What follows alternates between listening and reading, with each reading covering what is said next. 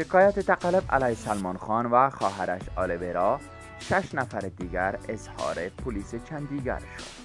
سلام دوستان عزیز، امیدوار هستم که تا آخرین ویدیو ما را همراهی کنید و تا بهش را سابسکرایب نمایید. با دنبال شکایت از تقلب توسط یک تاجر محلی، پلیس چندیگر سلمان خان و خواهرش آلیویرا خان و 6 نفر دیگر را اظهار کرده است. پلیس روز پنجشنبه گفته است که بغیر از این بازیگر و خواهرش کسان دیگری هم خواستار تحقیق در 13 جولای شدند تا از واقعیت‌های شکایت آگاه شود.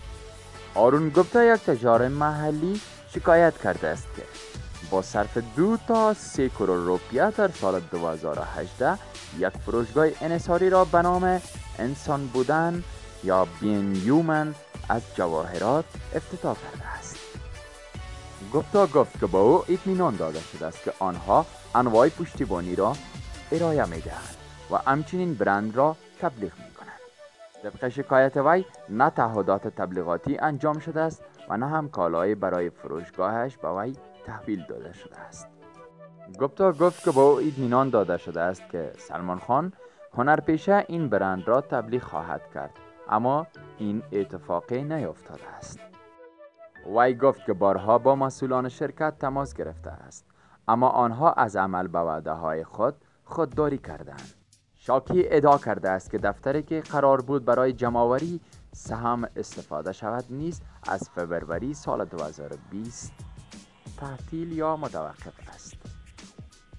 گپتا در شکایت خود گفته است که با او اطمینان داده شده است که سلمان خان خودش برای افتتاح نمایشگاه می آید، اما در روز افتتاح نمایشگاه همسر خواهرش آیوش شرما حاضر شد.